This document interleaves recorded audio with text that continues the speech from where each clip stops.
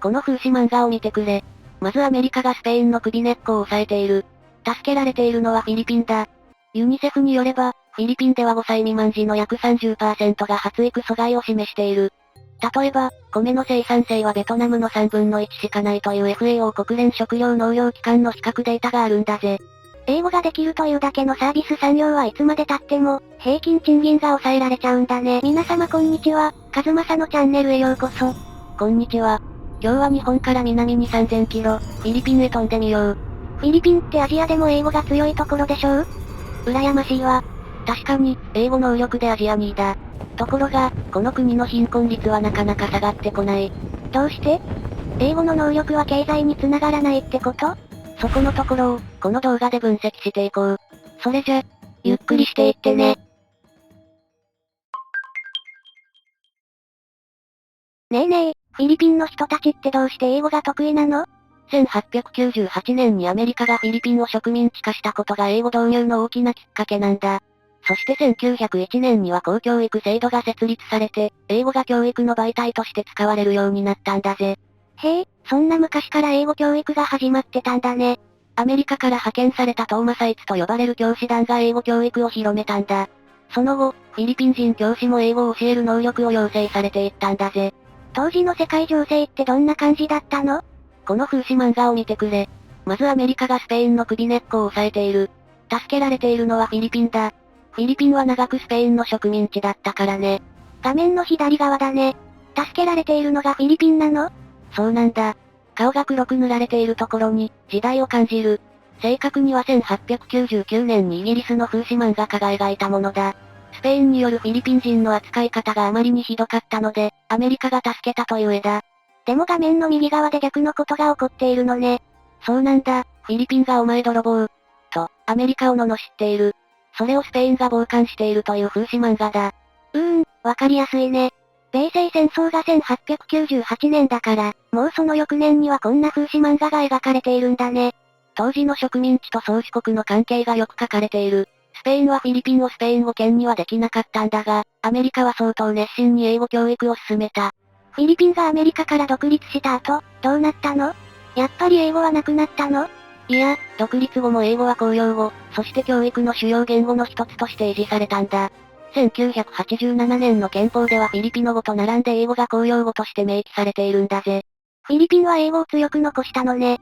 それで今は英語力がどのくらい高いの？何か比較できる指標はある？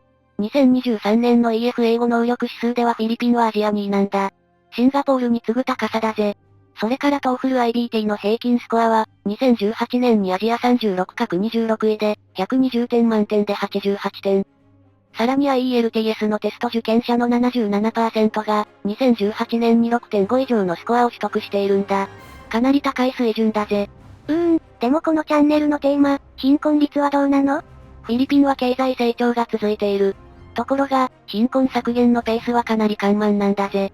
2023年の貧困率は 15.5% もある。後で詳しく国際比較をやるが、ベトナムやインドネシアより状況が良くない。フィリピン政府は、2028年までに一桁の貧困率を目標にしているが、構造的な課題がのしかかる。都市と地方で違いはあるの？そう、そこが重要なポイント。すごく大きな違いがある。歴史的に農村部の貧困率は都市部の約3倍にもなる。具体的な数字を見ると、平均的な都市部の世帯収入は約22万9999ペソに対し、農村部は約12万342ペソなんだ。つまり、都市部が農村部の約 1.9 倍の所得を得ているんだぜ。でも都市部って物価が高いんじゃないの？それを考えるとどうなるの？おお、鋭いぜ。確かに物価が違う。しかし、物価を計算に入れた生活費調整後でも、実質的な所得格差は約 34% もある。つまり、都市部が農村部の約 1.5 倍の実質所得を得ているんだぜ。もちろんこれが平均値の比較だから、個人差で考えるとはるかに大きい格差がある。それじゃ地域によっても貧困率って違うの？その通り。国の北方に位置する首都圏メトロマニラの貧困率は、全国平均を大きく下回っている。一方、国の南方に位置するミンダナオ自治地域 ARMM や東部に位置する東ビサや、カラガ地域などは、全国平均の2から3倍の貧困率なんだ。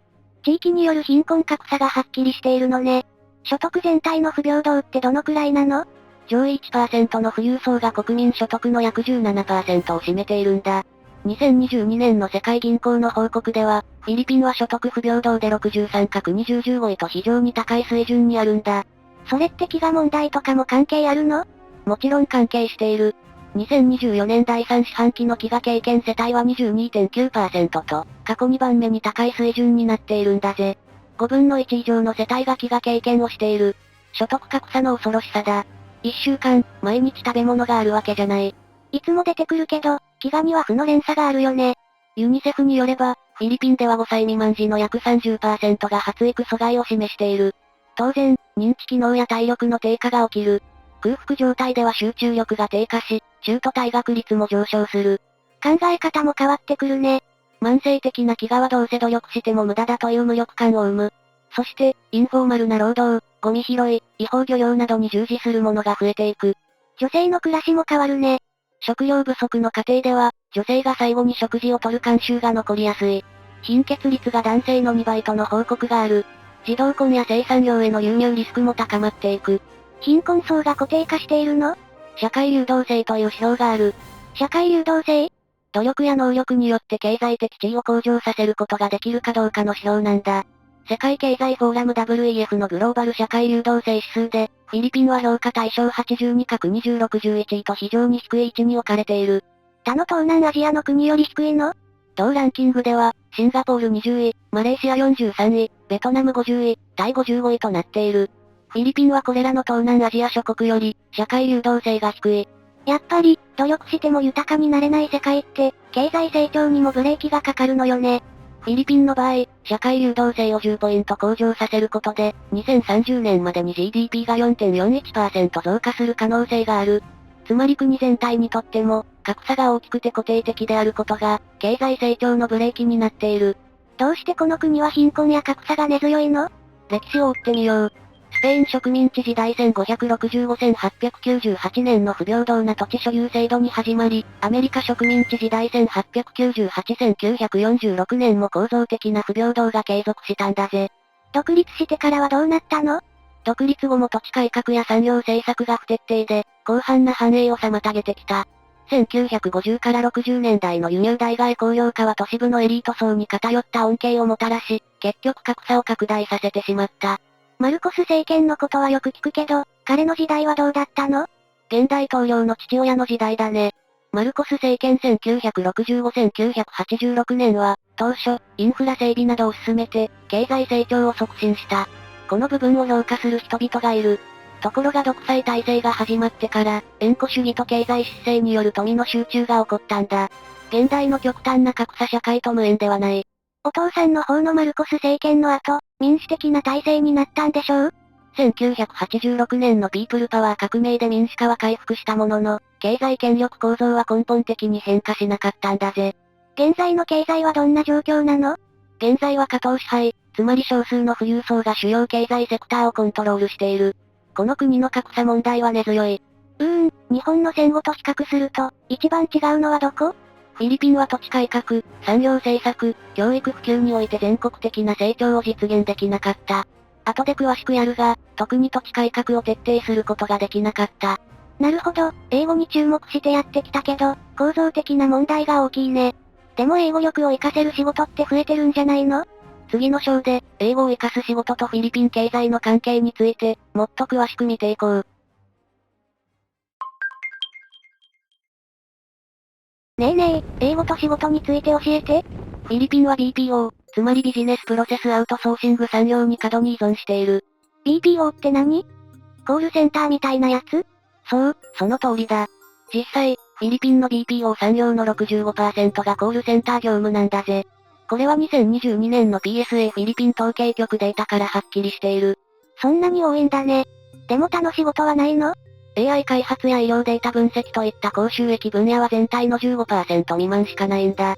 これが大きな問題なんだぜ。じゃあ、給料とかも安いってこと？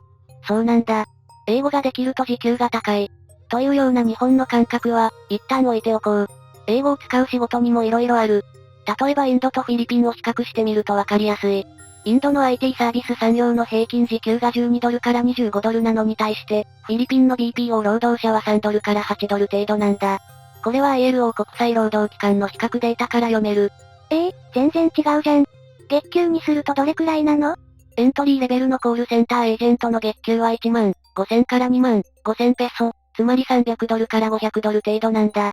これじゃあ生活は楽じゃないぜ。それってキャリアアップとかできないの？スキルアップすれば給料上がりそうだけど。それがね、スキルアップの機会が著しく欠如しているんだ。2023年のジェトロ調査によると、BPO 従事者の 72% がキャリアパスが不明確と回答しているんだぜ。そんなに多くの人が先が見えないって感じてるんだ。管理職とかにはなれないの？管理職ポストの不足が昇進のボトルネックになっているんだ。単純に上に行ける席が少なすぎるんだぜ。それって経済全体にも影響しそうだよね？その通りだ。産業連関効果が低いというのも大きな問題なんだ。世界銀行の2022年レポートによると、BPO 産業が国内の製造業や農業と連携せず、技術の波及効果が限定的なんだぜ。国内がそれだと英語ができる人が海外に出ちゃうね。そう、そこがポイントだ。海外労働者 OFW への依存という問題につながる。フィリピンの GDP の約 10% が海外からの送金で成り立っているんだぜ。10% もあるの？すごい依存してるね。その送金ってどう使われてるの？フィリピン中央銀行の2023年の分析を見てみよう。海外送金の 83% が消費に充てられている。つまり、企業や教育投資につながりにくいんだ。これでは海外労働とフィリピンの長期的な経済発展がつながってこない。医療とか専門職の人も海外に行っちゃうってこと？そうだね。フィリピン看護協会のデータによると、看護師養成校卒業生の 70% が即時海外就職してしまうんだぜ。国内の病院とかって大丈夫なの？実は深刻な問題になっている。病院の医師数不足率は 42% にも達しているんだぜ。半分近く足りないの？せっかくフィリピン人の医療関係者はいるのに？医療だけじゃない。建設現場の技術者不足率も 35% という PSA フィリピン統計局労働力調査の結果がある。さらに、SWS というフィリピンの世論調査会社の調査によると、2023年、若年層の 54% が最終的に海外で働きたいと回答しているんだ。これは将来的にも状況が改善しにくいことを示しているんだぜ。厳しいね。英語ができて、かつ国内で賃金が低いと、加速的に海外に出て行ってしまうよね。そうすると国内の産業がますます発展しない。フィリピンでテーマになっているのは教育の質なんだ。ここを改善しないと国内の賃金が上がらない。教育の質が上がりにくいの？第一章でやった格差問題に逆戻りする。教育の質とアクセスの不平等という大きな問題があるんだ。フィリピンではエリート層向け教育と大衆教育の二重構造が存在しているんだぜ。二重構造って、どういうこと？得意なはずの英語能力で比較してみよう。上位 10% の私立校卒業生がトフル平均90点以上を取得するのに対して、公立校は平均58点にとどまるんだ。そんなに差があるの？公立学校ってそんなにひどいの？公立学校では資源不足と質の低さが深刻なんだ。1教室あたり45人という過密状態、不十分な訓練を受けた教員、そして劣悪な教育設備などの問題を抱えている。地方とか都会で違いはあるの？地方部では高校卒業率が 67% なのに対して、都市部では 89% と大きな開きがあるんだぜ。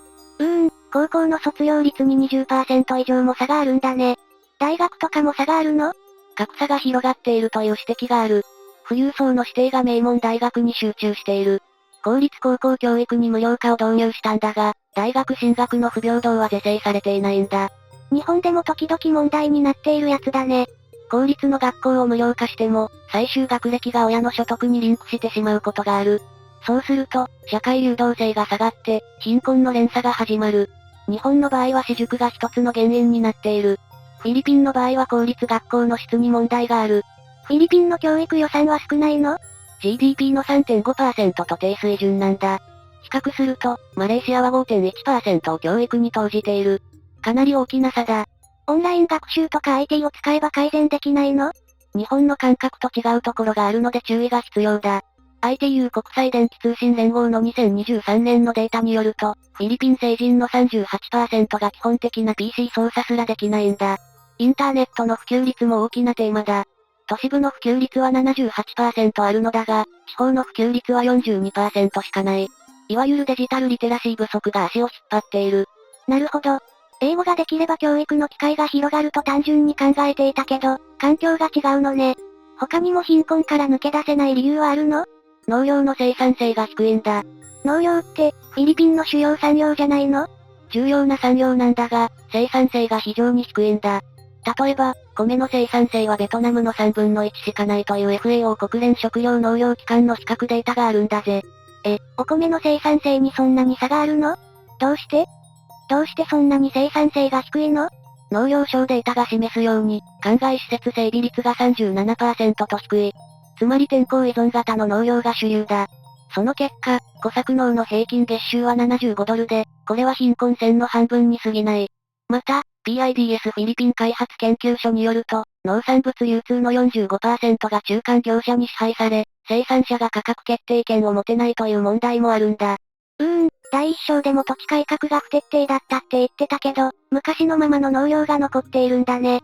それでは農村部はなかなか教育にお金を割けないよ。頻発する自然災害の影響も忘れてはいけない。NDRRMC フィリピン国家災害リスク削減管理委員会の報告によると、台風被害により GDP の 0.5 から 2% を毎年のように損失しているんだぜ。それって具体的にどれくらいの被害なの？例えば、2020年の台風5による農業被害は 1.2 億ドルにも達したんだ。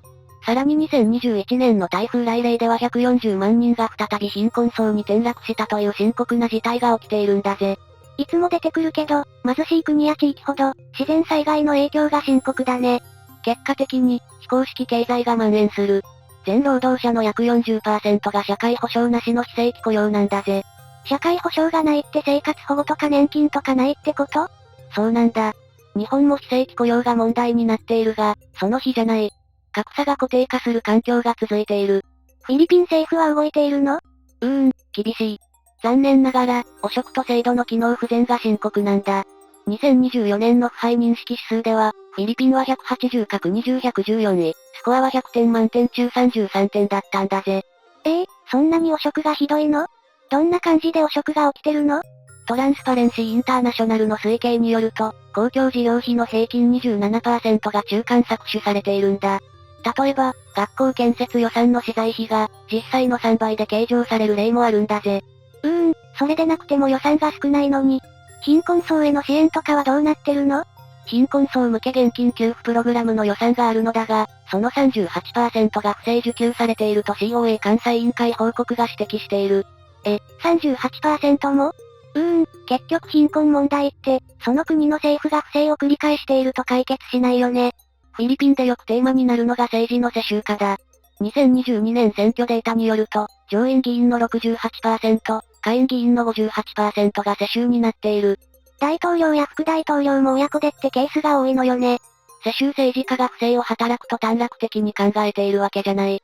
ただ、下等支配と呼ばれるエリートによる統治が、今後も続くことが予想される。フィリピンの今後に注目していよう。ねえねえ、フィリピンと他の国の比較をやってみて。まず、このグラフを見てくれ。2023年の EF 英語能力指数からアジアの国々を抜粋してみた。やっぱりシンガポール、フィリピン、マレーシアが御三家だね。その後、香港、韓国、ベトナム、インドと続く。英米の植民地を除くと、韓国とベトナムが頑張っているんだね。この2カ国は、教育で英語能力を引き上げている。インドネシアと日本とタイは、英語が弱いのね。国の方針が違うと考えてくれ。詳しくは後で説明するが、国家の発展と英語の関係について、強力に考えている国とそうではない国がある。経済力はどうなの？グラフをこのまま、一人当たり GDP に変更してみよう。やっぱりシンガポールがすごいね。シンガポールと香港は人口も少ないし、飛び抜けている。一方、韓国と日本が今、この一人当たり GDP で競り合っているところだ。フィリピンと比較したいのはどこ？やはりマレーシアだね。英語能力が高く、経済力も東南アジアでは優等生だ。一方、ベトナムも経済力が上がっている。フィリピンは、インドネシアよりも、一人当たり GDP が低いね。そうなんだ。フィリピン経済がなかなか改善してこない様子が、このグラフからも伝わってくる。何が違いを生んでるの？個別に見ていこう。まずシンガポールだ。イギリス植民地だった歴史的背景もあって、英語が広く普及しているんだぜ。ルワンダの動画でもやったけど、この国は、英語力をフル活用しているよね。そうなんだ。経済力は非常に高い。2023年の一人当たり GDP は約8万4734ドルで、世界有数の富裕国なんだ。英語能力を経済発展ツールにした代表例だね。どんな戦略を取ったの？地理的に港湾ハブとしてのメリットがある。その上で、製造業、金融業、サービス業と順番に高度化してきた。ベースにあるのは、質の高い教育システムだ。PISA という国際的な学力調査でも高い成績を収めている。なるほど、英語だけじゃなくて教育全体の質が高いのね。大事な話だ。英語だけじゃないという部分で、シンガポールとフィリピンは大きく差が開いてしまった。他の国はどうなの？マレーシアも見てみようか。マレーシアも EF 英語能力指数が568で高いレベルに分類されるんだ。マレーシアも英語うまいんだ。経済状況はどう？マレーシアの2023年の一人当たり GDP は約1万1379ドルで、比較的高い経済発展を遂げているんだぜ。シンガポールほどではないが、それでも安定した成長を続けているんだ。マレーシアも植民地だったの？そう、マレーシアもイギリスの植民地支配を受けていたんだ。だから英語が普及した背景がある。ただ、マレーシアの場合は民族間格差是正政策、いわゆるブミプトラ優遇策というものを実施してきたんだ。ブミプトラ優遇策って何？ブミプトラとは土地の子という意味だ。華僑が経済的に優位に立つ中で、マレー系など先住民の優遇策を実施してきた。石油収入を教育やインフラ投資に再分配してきたことが特徴的。経済的な利益を国民全体で使えるようにしたのね。現在は、製造業、特に石油ガス、半導体、パーム油などが経済の主力となっている。フィリピンと比べて何が違うの？マレーシアは効果的な産業政策を実施した。英語能力が経済成長にも寄与している。英語能力だけでなく、それを活かす産業構造や政策が重要だということね。まず、国の持つ収益力を教育やインフラに回す。そして、国民全体の教育水準を上げつつ、産業政策につなげる。貧困脱出のための公式の一つだ。そうだよね。これが簡単そうで、なかなかできない。ベトナムについても教えて。ベトナムは面白い例だね。EF 英語能力指数は505で、中程度なんだ。インドと同じくらいなんだね。経済はどうなってるの？ベトナムの2023年の一人当たり GDP は約4282ドルで、フィリピンよりは高いが、マレーシアよりも低い。ただ、貧困削減に成功していて、着実に発展しているんだぜ。ベトナムってフランス語圏じゃなかったっけ？そこだよ。ベトナムはフランスの植民地支配を受けていたんだ。もともと英語圏じゃない。どんな方法で経済発展したの？ベトナムはドイモイ政策という市場経済導入政策と、外国直接投資 FDI の積極的な誘致を行ったんだ。製造業、特に繊維や電子機器が GDP の大きな割合を占め、雇用創出に貢献しているんだぜ。英語が先導したわけではないのね。その通りだ。現在、英語能力で日本を上回っているが、もともと産業政策が効果的だった。ベトナムの経済状況も改めて取り上げたいね。最後に日本はどうなの？私たちの国だけど、英語ってあんまり得意じゃないよね。